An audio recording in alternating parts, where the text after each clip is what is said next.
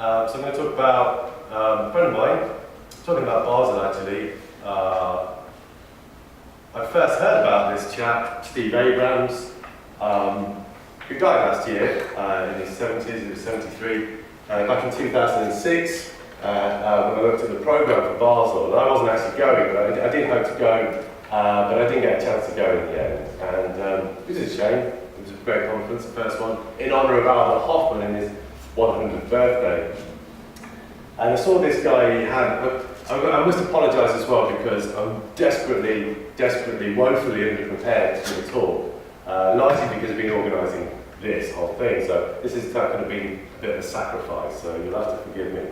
But I did write an obituary about Steve, which you can have a read in. You've all got a free journal from Cyprus UK, new kind of UK psychedelic publishing house, if you like. So you can get the full story in the obituary, which you can read, but I'll give you kind of a brief, potted overview. So I heard about Steve Abrams initially because he was giving a talk. He was going to try and draw upon both C.J. Jung and Whitehead to resolve the contradiction between the ubiquity of meaningful coincidence and the paucity of experimental evidence for so-called psychic phenomena, which is great. And nobody really kind of looked into this idea of synchronicity in a psychedelic context before.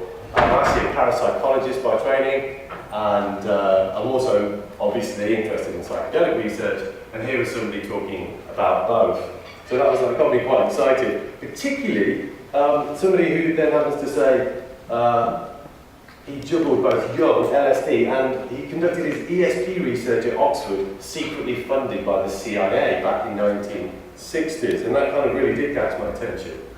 Unfortunately, I couldn't make it to Basel, but then neither did Steve either, so that was kind of great, so I didn't miss his talk. But I did catch up with him later on, and I got to know him and visited him a lot over the last 6 or 7 years. And he lived in Notting Hill, but he was never able to leave his house from that point actually because he had very bad emphysema. So I visited him a lot and talked to him about his kind of interest in both psychedelics and parapsychology. And he told me his story. It was a very great orator. He would talk prodigiously, endlessly, and would tell the very, very best anecdotes. So he met up with, when he was 18, he took an interest in psychology. He wrote a letter to C.J. Jung, who at the time was quite elderly, and Jung actually wrote back to him. He said he wanted to test Jung's ideas of synchronicity within the confines of parapsychology. And Jung, he wrote back to him, and they set up this communication, and he communicated with Jung regularly until he died from the age of 18, only for a couple of years. So quite precocious as a kind of, even before he'd gone to university, he went on to study psychology in Chicago. Whilst he was there, he set up a parapsychology research society. And then in his summer breaks, he went to work at Duke University, where they had a famous parapsychology research centre with J.B. Ryan. So he studied there with Ryan. He then got a place at Oxford to study for a PhD. And he was going to do it on ESP research. So he had a proposal and it was accepted. He moved to England. He had some initial seed funding to get him going, but he didn't have any more money from that. And he wrote to an organisation called, not the Joshua Macy, but the Human Ecology Fund. I don't know if any of you know the Human Ecology Fund and what their antics were back in the day, but he was invited to go to the States and have a further discussion with the Human Ecology Fund about funding his PhD on extrasensory perception at Oxford back in 1960. Keep me to that. Right, so let me just move this on over. Alan, time. You are on time. Fantastic. So, on his way to, so he was going to fly, he just arrived in Oxford, and he was going to fly back to the States and find out about getting some funding for his PhD. And on his way there, he went to a talk at the Society for Psychical Research by, I think it was, who was giving the talk, I think? Let's check my notes. Arthur Koestler. Who was Arthur Koestler? Does anyone know Koestler? Yeah, famous journalist. Also set up the Koestler Parapsychology Unit at Edinburgh, where they have multitudinous PhDs in parapsychology being churned out over the last 40 years. And Arthur Koestler was there, as was Francis Huxley. And Abrams got talking to him and he suggested to Koestler that he go and see Timothy Leary, because Koestler was on his way to a mind control conference in the States. And so he told Koestler, go and see Timothy Leary at Harvard. This is 1960, he was doing some interesting experiments. And so Abrams told him to go and see J.B. Ryan, who was doing parapsychology research, and Huxley suggested he go and see Leary as well. And then Steve set off to the States. He went to see the Human Ecology Fund, and he had his meeting with them. And he kind of figured that it went quite well. But when he left the building with the meeting with the Human Ecology Fund, they were kind of like, okay, well, we'll let you know about your PhD funding. He got to the airport to fly down to Duke University, and he decided to call up the CIA because he'd been contacted by a Russian parapsychologist, Vasiliev, the first one from behind the Iron Curtain, to actually talk about parapsychological research in Russia at the time. And so he wanted to rang up the CIA. He just had a meeting with them. What he didn't know is that the Human Ecology Fund was actually run by the CIA. And he rang them up, literally within about half an hour of this meeting. And they were like, holy shit, what does this guy know? Maybe he really does know. He said, I guess they thought I was either psychic or just taking the piss. So that really unnerved the guys at the CIA, Human Ecology Fund, and they sent somebody down to meet him straight away at the airport. And he said, oh, I've got this Russian guy wants to deliver his manuscript on Russian parapsychology. And they gave it an automatic security clearance. They also found out that he was heading down to see Timothy Leary, but he didn't even know it at the time because the guys at Duke University who were doing parapsychology research were having a visit from Timothy Leary set up by Huxley and himself.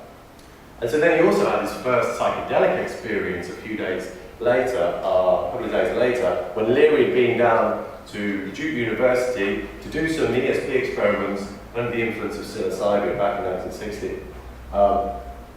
As a parapsychologist who do research in psychedelics, I'm very interested to find out what happened there. That was never published, that particular experiment, and it turns out, I found out through various sources, through Steve, that the experiment was abandoned because everyone was kind of laughing too outrageously. They couldn't actually control themselves, so it wasn't much of an ESP experiment. But so he kind of somehow managed to give himself security clearance with the CIA without even knowing it was the CIA he'd just met for his PhD funding. And sure enough, when he got back to England, they decided they were going to fund his PhD. So he got a letter from the Human Ecology Fund saying, great, the CIA will fund your research at Oxford on extrasensory perception. And that was all part of the MK Ultra project at the time, the mind control project. Steve never actually got, long story short, he never actually got his PhD. He did complete it, he sat his viva, but he wasn't given a pass in the examination. Unfairly, I think, pretty much. It was asked to kind of come up with a complete Bayesian statistical analysis, and this is a degree in psychology. And he had a mathematician who was examining him, but it turns out he was right and the mathematician was wrong anyway. But he was denied his PhD. And it's largely because of the antics he got up to by this time. It's 1967, and he got into all kinds of shenanigans. He'd written an article for the Oxford student newspaper saying how 20% of Oxford students are smoking pot. Basically, the dons had said, oh no, this is complete nonsense. Maybe there's 2 or 3 students at Oxford who smoke dope, but they're obviously flunking their grades as well. And so to kind of prove that was wrong, he organised a cannabis march through the centre of Oxford with approximately 20% of the Oxford students all marched through the centre of Oxford with big banners. And this caught the attention of the media. The story kind of went viral across the tabloids at the time. And he was called in to address the university about the terrible pot issue. And he spoke to them and he suggested to them that they should actually address this in Parliament. They should take it to government and say, well, everybody's smoking cannabis, what's the government going to do about it? They should have a review of the cannabis laws, which they did, the Wootton Report, and eventually cannabis was declassified off the back of this. The Wootton Report was initially set up to study psychedelics, drugs in general, yeah, psychedelics thing. So Steve, kind of a bit of a rabble-rouser. Not only that, he also organised the first legalised pot rally in the UK. Before he did that, I don't know if I'll picture this a bit. anyone know who that is? RD1. Very good, R.D. Lang, yeah. He also set up an organisation called SOBER to research drugs for a kind of higher consciousness, with R.D. Lang on board, along with Francis Crick, who is also at Oxford, and it turns out he rather liked his LSD. And R.D. Lang again? No. And of course Francis Huxley, and a number of other people in this organisation. There's probably another reason they weren't particularly happy with him at Oxford.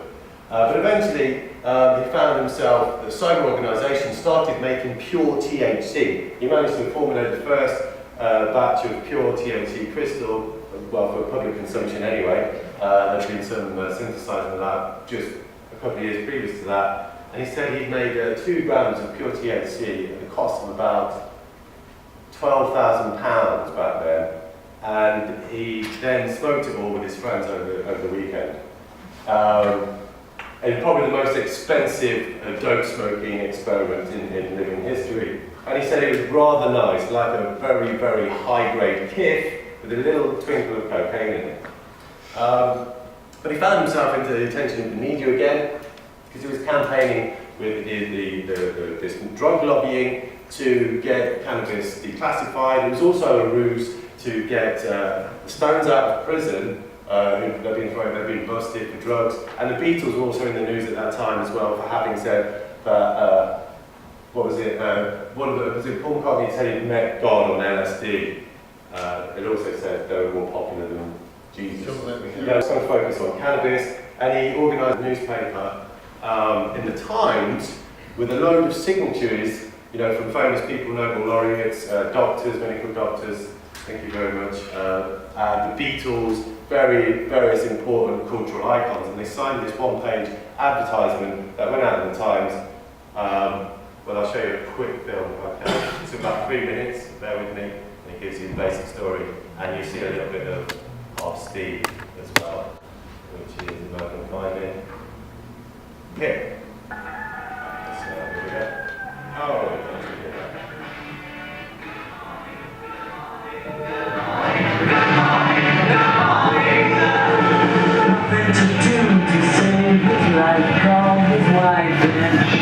It had become clear to the authorities on both sides of the Atlantic that all this nonsense was getting out of control and had to be stopped. Examples had to be made. John Hopkins, one of the leaders, if that word is permissible, of the underground, was sent to prison by Judge Seaton, who described him as a pest to society.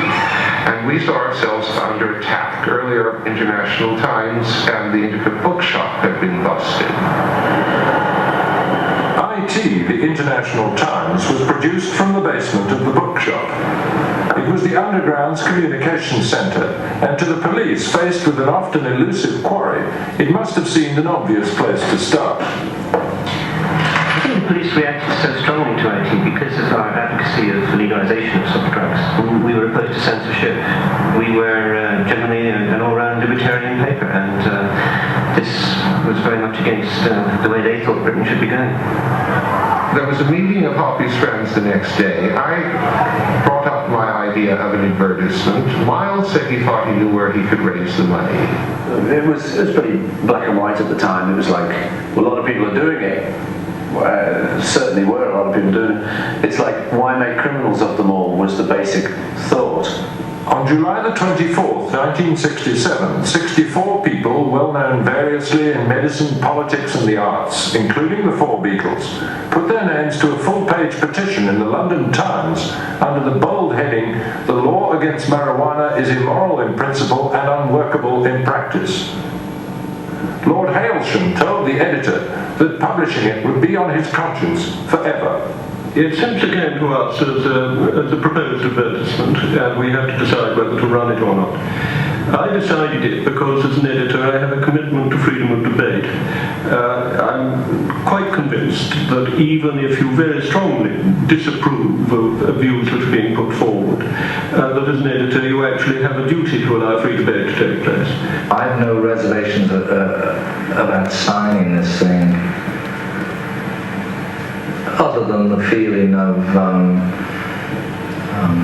the excitement of knowing that you were putting yourself on the line. and that that there was always going to be somebody who would come later and knock on your door. It wasn't an advertisement with which I agreed, and we were the leader saying that we didn't agree with it. But I felt that it was a matter which ought to be argued out, and that we shouldn't deprive people of the opportunity to make their case if they wish to do so. Right.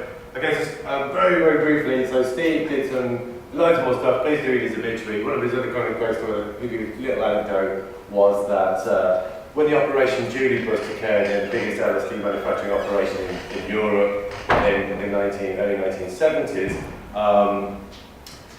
afterwards the head of the police operation ran to see Steve Abrams and R.D. Lang. He wanted to sit down and find out what really happened, after all the dust had settled after all the prosecutions.